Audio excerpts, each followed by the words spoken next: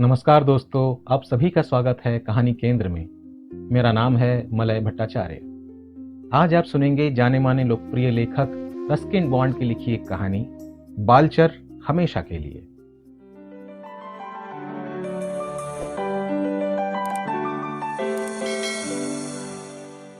किसी जमाने में मैं बालचर अर्थात बॉय स्काउट हुआ करता था। हालांकि मुझे न तो स्लिप नॉट और ग्रैनी नॉट के बीच का फर्क समझ में आता था, न ही रीफ नॉट और थीफ नॉट के बीच का अंतर मालूम था। मुझे सिर्फ इतना पता था कि यदि कोई चोर पकड़ा जाता है तो उसे बांधने के लिए थीफ नॉट का प्रयोग होता है। मैंने कभी कोई चोर नहीं पकड़ा है, और यदि पकड़ भी लेता तो पता नहीं क्या करता, क्योंकि मुझे कोई गांठ बांधनी नहीं आती।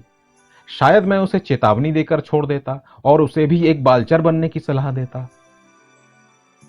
तैयार रहो, ये एक बॉय स्काउट का नीति वाक्य है और काफी अच्छा भी है। लेकिन मैं कभी किसी बात के लिए पूरी तरह तैयार नहीं रहता, चाहे कोई परीक्षा हो, सफर हो या फिर अपने कमरे की छत की मरम्मत। मैं आधा भाषण देता हूं और भूल जाता हूं कि मुझे आगे क्या बोलना है।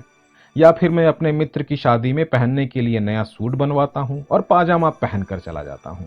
तो फिर मेरे जैसा इतना अव्यवहारिक लापरवाह लड़का बॉय स्काउट कैसे बन गया? जिस समय यह हुआ मैं शिमला के एक बोर्डिंग स्कूल में पढ़ रहा था। हाँ, तो हुआ कुछ यूं कि जूनियर स्कूल में, मैं भी तब जूनियर ही था, ये अफवाह फैल गई कि मैं खाना बहुत अच्छा बनाता हूँ। मैंने अपनी जिंदगी में कभी कुछ नहीं बनाया था, लेकिन हाँ, मैं स्कूल की कैंटीन में काफी समय बिताता था और छिप्पू को, जो कैंटीन चलाता था, बेहतर समोसे, जलेबी, टिक्कियां और पकोड़े बनाने के नुस्खे बताया करता था। मेरी अनचाही सलाह के बदले वो कभी कभी मुझे मुफ्त में समोसे दे देता था, इसलिए स्वाभाविक रूप से मैं उसे अपना दोस्त और संरक्षक समझने लगा था। अपनी इसी योग्यता के कारण मुझे कुकरी बैज देकर हमारी टुकड़ी के राशन की आपूर्ति संभालने की जिम्मेदारी सौंपी गई। हमारी टुकड़ी में करीब 20 लोग थे। गर्मी की छुट्टियों में हमारे स्काउट मास्टर ओलिवर हमें शिविर अभियान के लिए तारा देवी ले गए, जो शिमला शहर से कुछ मील दूर एक पहाड़ है जिसके शिखर पर एक मंदिर बना हुआ है। पहली रात को हमें आलू छीलने, प्याज के छिलके उतारने, मटर छीलने और मसाला पीसने के काम दिए गए। जब सारी सामग्री तैयार हो गई तो पाक कला के विशेषज्ञ के तौर पर मुझसे पूछा गया कि उन चीजों का क्या करना है।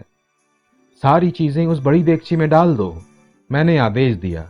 ऊपर से आधा टिन घी डाल दो और थोड़ी सी बिच्छू बूटी डालकर आधा घंटा पकने दो। जब ये सब हो गया तो सबने उस पकवान को चखा, लेकिन आम राय ये बनी कि उसमें कुछ कमी थी। और नमक डालो, मैंने सलाह दी।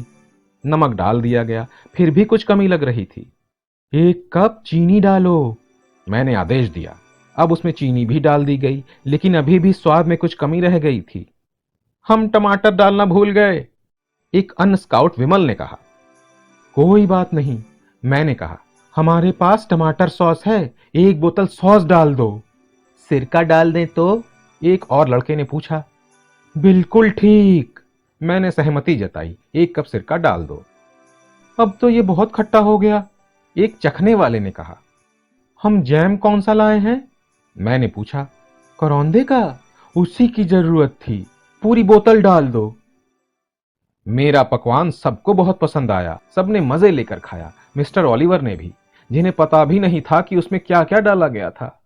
इस डिश का नाम क्या है? ये विशुद्ध भारतीय खट्टी मीठी जैम आलू करी है, मैंने उन्हें बताया। छोटे में इसे बॉन्ड भुर्जी कहते हैं, विमल ने कहा। मैंने अपना कुकरी बैज सार्थक कर दिया था। बेचारे मिस्टर ओलिवर, वो स्काउट मास्टर बनने लायक बिल्कुल नहीं थे, वैसे ही जैसे मैं एक स्काउट बनने के काबिल नहीं था। अगले दिन उन्होंने घोषणा की कि वो हमें ट्रैकिंग के बारे में कुछ बताएंगे। उन्होंने कहा कि वो हमसे आधे घंटे पहले निकलकर जंगल में जाएंगे और अपने पीछे निशान के रूप में टूटी टहनियों, मुर्गों के पंख, पाइन कोन, अखरोट इत्यादि छोड़ते जाएंगे। उन्हीं चिन्हों का पीछा करते हुए हमें उन तक पहुंचना था। बदकिस्मती से हम बहुत अच्छे ट्रैकर्स नहीं थे। हमने जंगल में कुछ दूर तक तो उनकी छोड़ी निशानियों का पीछा किया, लेकिन फिर एक जगह बिल्कुल साफ पानी का एक छोटा सा तालाब देखकर हमारा ध्यान भटक गया। अपनी यूनिफॉर्म उतार कर हम सब पानी में कूद गए और देर तक मस्ती करते रहे। कभी पानी में, कभी यूं ही घास पर लेटकर धूप का मजा लेते रहे। करीब 2 घंटे बाद जब हमें भूख लगी तो हम वापस अपने कैंप में आए और रात के खाने का इंतजार करने लगे। एक बार फिर बॉन्ड भुर्जी ही बन रही थी, लेकिन अलग विधि से। अंधेरा होने लगा था और हमें मिस्टर ओलिवर की चिंता होने लगी थी। तभी हमने देखा वो लंगड़ाते हुए कैंप के अंदर आ रहे थे। 2 गांव वाले उन्हें सहारा दे रहे थे। जंगल के एक सुदूर कोने में 2 घंटे हमारा इंतजार करने के बाद उन्होंने अपने छोड़े चिन्हों के सहारे खुद ही वापस लौटने का फैसला कर लिया था। लेकिन बढ़ते अंधकार में वे रास्ता भूल गए। उधर से गुजरते कुछ गांव वालों ने उन्हें देखा तो कैंप तक छोड़ने आ गए। वो हमसे बहुत नाराज थे और गुस्से में उन्होंने हमसे अच्छे आचरण वाले बैज सहित सारे बैज वापस ले लिए और अपने झोले में ठूंस लिए। मुझे भी अपनी कुकरी बैज से हाथ धोना पड़ा। 1 घंटे बाद जब हम सोने की तैयारी कर रहे थे, मिस्टर ओलिवर ने आवाज लगाई, डिनर कहाँ है? हमने तो खा लिया, विमल ने कहा। सारा खाना खत्म हो गया है सर। बॉन्ड कहाँ है? वही तो हमारा रसोइया है। बॉन्ड, उठो और मेरे लिए एक ऑमलेट बनाओ। मैं नहीं बना सकता सर। क्यों? मेरा बैज आपके पास है, उसके बिना खाना पकाने की इजाजत नहीं है। ये यहाँ का नियम है।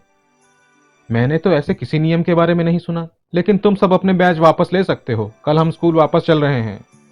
मिस्टर ओलिवर खींचते हुए अपने टेंट में वापस चले गए, लेकिन मैंने नरम पड़ते हुए उनके लिए एक बढ़िया सा ऑमलेट बनाया, सिंह पर्णी की पत्तियों से उसे सजाया और एक अतिरिक्त हरी मिर्च डालकर उनके पास ले गया। मैंने ऐसा ऑमलेट पहले कभी नहीं खाया है, मिस्टर ओलिवर ने चटकारा लेते हुए स्वीकार किया। तीखा थोड़ा ज्यादा है, लेकिन स्वाद बहुत मजेदार है। आपके लिए एक और बना दूं सर? कल बॉन्ड, कल सुबह हम जल्दी नाश्ता करेंगे। लेकिन हमें अपना कैंप अगले दिन बहुत जल्दी समेटना पड़ा। भोर में एक भालू घूमता हुआ हमारे कैंप में आ गया और उस जगह पहुंच गया जहां हमारा राशन रखा हुआ था। उसने वहां सब कुछ तहस नहस कर दिया और खाने पीने की सारी चीजें बर्बाद कर दी। यहां तक कि हमारी सबसे बड़ी देगची भी पहाड़ से नीचे लुढ़का दी। इसके बाद हंगामे और शोरगुल के बीच भालू मिस्टर ओलिवर के टेंट में घुस गया। खुशकिस्मती से वो बाहर आ चुके थे और जब वहां से निकला तो उनके ड्रेसिंग गाउन में फंसा हुआ था। फिर वो जंगल की दिशा में चला गया। एक भालू ड्रेसिंग गाउन में, बहुत हास्यास्पद दृश्य था। और हालांकि हम सब बहादुर बालचर थे, फिर भी हमने यही सोचा कि ड्रेसिंग गाउन भालू के पास ही रहने दिया जाए तो बेहतर होगा।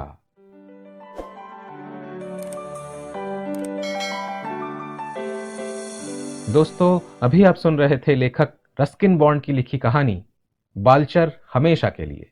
ये कहानी आपको कैसी लगी मुझे कमेंट सेक्शन में बताइएगा। अच्छी लगने पर इसे लाइक और अपने जानने वालों में शेयर करिएगा ताकि वे भी इसका आनंद उठा सकें। नई कहानियों को समय पर सुनने के लिए बेल आइकन को प्रेस करके ऑल पर सेट कर दीजिए। आप सभी का हृदय से धन्यवाद।